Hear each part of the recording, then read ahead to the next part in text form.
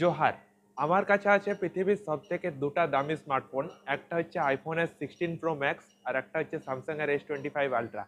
Samsung এর যে ফোনটা আছে এই ফোনটা ফেমাস হচ্ছে 8K ভিডিও করার জন্য, আর আইফোন আমরা সবাই জানি আইফোনের যত যে ফোনগুলো হয় এগুলো ভিডিও করার জন্য ফেমাস। ম্যাক্সিমাম ক্রিয়েটার এটার যে কালার সায়েন্স বা ক্যামেরা কোয়ালিটি, ভিডিও যারা বানায় তারা কিন্তু আইফোন বেস একটা পছন্দ করে। স্যামসাং এর যে S25 আলট্রা আছে এই ফোনটাতে চারটা ক্যামেরা সেট আপ দিয়ে আছে, একটা 200 megapixel plus 50 megapixel plus 50 megapixel 10 megapixel. এই ফোনটাতে তিনটা ক্যামেরা সেট আপ দিয়ে আছে, একটা 48, 12, 48। স্যামসাং কাজ করছে স্ন্যাপড্রাগন 8 ইলাইট, আর অ্যাপেল যেটা কাজ করছে A18 প্রো।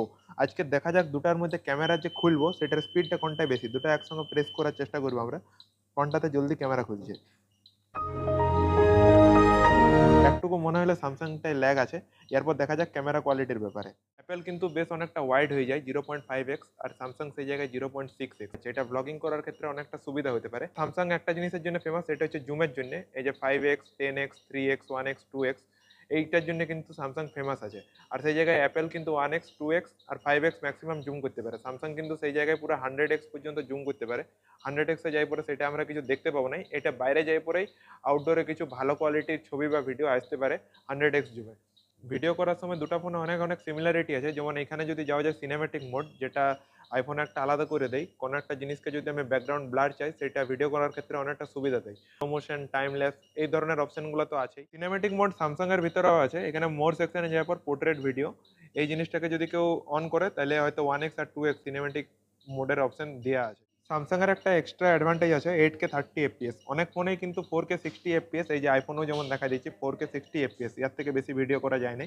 স্যামসাং এর সেই জায়গায় 8K পর্যন্ত ভিডিও দেয়। সেটাতে যে চারটা ক্যামেরা লেন্স দিয়ে আছে, যখন আমরা জুম ইন বা জুম আউট করছি তখন কিন্তু আলাদা আলাদা লেন্স ব্যবহার হচ্ছে। এই যে এখানে যেমন 1x এর জায়গায় আমি যদি এটাকে বলি যে 5x পর্যন্ত জুম করব, সেই জায়গায় কিন্তু আলাদা আলাদা লেন্স ব্যবহার হচ্ছে। সেরকম অনেকটা আইফোনের ভিতরেও আছে 1x, 5x, 2x, 5x, তিনটা ক্যামেরা লেন্সই ব্যবহার করা হচ্ছে ভালো কোয়ালিটির ভিডিও তোলার জন্য। প্রবলেমটা কি, যখন ভিডিওটা স্টপ করা হবে, আইফোনের ভিডিওটা একবার প্লে করি, যখন আমি জুম ইন বা জুম আউট করছি কোয়ালিটিটা কিন্তু জুম ইন বা জুম আউটের একটা স্মুথ জুম ইন বা জুম আউট মনে হচ্ছে, কোনো ল্যাগ করছে না যখন লেন্স সুইচ হচ্ছে।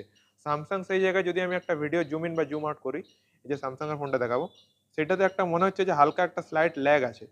এখন স্যামসাং আর আইফোন দুটা ফোনের ভিতরেই যে ফ্রন্ট ক্যামেরা আছে, ফ্রন্ট ক্যামেরা ব্যবহার করছি, দুটাই কিন্তু 12 মেগাপিক্সেলের। দুটাতে কেমন কি ভিডিও আসছে সেটাও দেখা যাক। এই যে স্যামসাংটা একটু ব্লুইশ টাইপের টোন আসছে, আইফোন যেটা আছে এটা একটু ইয়েলো টাইপের টোন আসছে। অ্যাপেলের ক্ষেত্রে আছে এখানে একটা অ্যাকশন বাটন, যেটা দুবার টিপলেই কিন্তু ডাইরেক্ট ক্যামেরা লঞ্চ হয়ে পুরো ভিডিও হয়ে যায়। একবার হাতটা যদি কেউ বুলায় এরকম করে হালকা করে, তাহলে কিন্তু জুম ইন বা জুম আউট করা যাবে অ্যাকশন বাটনটাকে ব্যবহার করে। আর স্যামসাং এর ফোনে সেইটা আছে একটা এস পেন।